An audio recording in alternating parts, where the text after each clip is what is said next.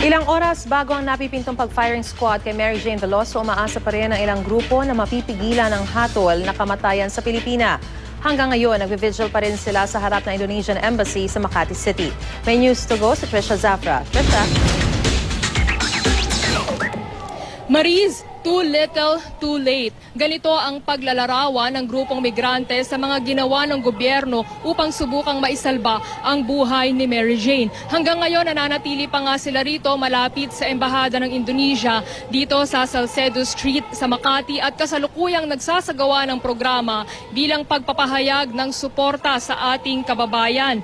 Hindi raw sila aalis dito, Mariz, hanggat hindi idinideklara na wala ng buhay si Mary Jane. Umaasa pa rin daw sila sa puntong ito na may makapagsasalba pa sa buhay ng ating kababayan na nakatakdang sentensyahan ng kamatayan sa pamamagitan ng firing squad. Kumpara naman kahapon, Mariz, sarado itong Salcedo Street ngayon, itong bahagi kung nasaan itong Indonesian Embassy. Bagamat hindi raw masaya rito ang grupong migrante, ayon kay Sol Villa, Secretary General ng grupo, tinanggap na lang nila ito basta raw makapagpahayag sila ng kanilang suporta sa ating kababayan. Ngayong umaga, nagbarikada naman ang mga pulis dito sa kahabaan ng bakod ng embassy. Isang fire truck din ang ipinwesto sa tapat ng gate ng gusali. Samantala, narito yung pahayag ng Secretary General ng Migrante na si Sol Villas. Ito na nga ho yung sinasabi namin na too little, too late. At talagang dito nakikita kung paano talaga natin kung paano nakita na pinabayaan talaga ang kasong ito ni Mary Jane.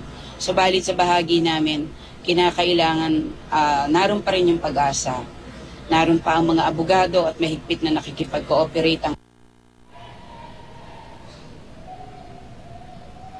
Mariz, una nang sinabi ng ating gobyerno na ginawa nila ang lahat para mailigtas si Mary Jane mula sa death row. Samantala, ayon naman kay Makati City Police Chief Senior Superintendent Ernesto Barlam, wala naman daw silang planong itaboy yung mga nagpoprotesta na mga militante rito malapit sa Embahada ng Indonesia, pero sila raw ay mahigpit na magbabantay sa seguridad at sa sitwasyon nitong isinasagawa nilang pagkikilos protesta. Samantala, ngayong araw din, Mariz, sarado itong consular office o yung consular section nitong embahada. Kahapon pa sila ng hapon nagsara pero hindi pa tayo makakuha ng impormasyon mula sa kanilang information office kung ano ba yung dahilan ng pagsasara ng visa and consular office. Mariz?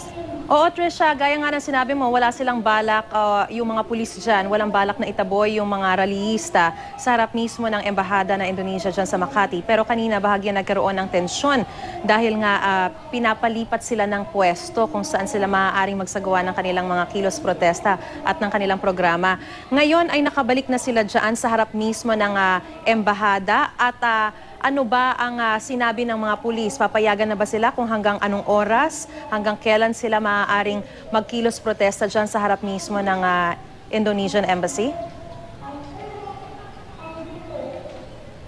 Mariz, ang napagkasunduan ng grupong migrante at ng pulisya ay sige po pwede sila magpahayag ng kanilang o magsagawa ng kanilang programa dito, pero hindi na dito sa harap ng gusali ng embassy, dito sa kahabaan ng bakod ng embahada. Bawal na sila rito kasi rito sila nakapwesto ngayong hapon. Dito sila nakapwesto kahapon. Nabanggit ko kanina, Mariz, sinarado itong kahabaan itong Salcedo Street kung saan narito yung embassy ng Indonesia dahil yung mga rallyista pinapwesto nila doon sa may bukana nitong Salcedo Street, malapit doon sa kanto.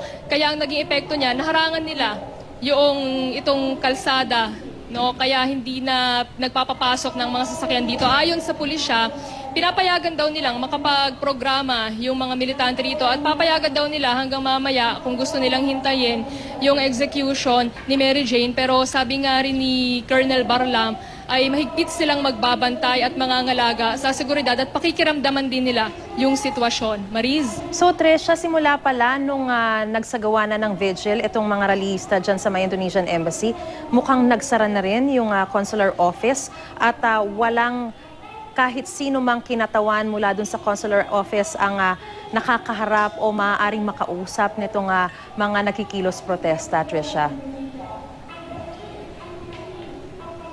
Sa puntong ito, Mariz, wala pang humaharap mula sa tanggapan itong embahada dito sa mga grupong nagsasagawa ng kilos protesta. Wala pa, pero doon sa entrance ng consular section, sa likod nitong embassy sa kabilang street sa Adelantado, andun nakapaskil yung announcement na sarado nga yung consular section. Mabanggit ko lang din, Mariz, nagsimula yung ganitong setup nitong mga nagrarally nating kababayan dito. Hating gabi kanina, doon nagkaroon ng tensyon kasi gusto nga sana ng migrante na dito sa tapat mismo ng embassy sila makapagdaos ng kanilang programa. Pero mula hating gabi kanina, hindi na sila pinayagan ng Makati Police at pinausog sila banda roon, basta hindi sakop itong bakod ng embassy. Bagamat hindi nga raw okay dyan itong migrante, ang importante raw sa kanila ngayon ay makapagdaos ng programa at makapagpahayag ng kanilang saloobin at ng suporta para kay Mary Jane. Mariz? Maraming salamat, Trisha Zafra. Paulit-ulit na pong nanindigan ng Department of Foreign Affairs na ilang beses daw silang umapela sa Indonesia para iligtas si Mary Jane Veloso. Yan ay simula pa lang umano ng kasuhan ng Pilipina hanggang sa mapatawan siya ng parusang kamatayan.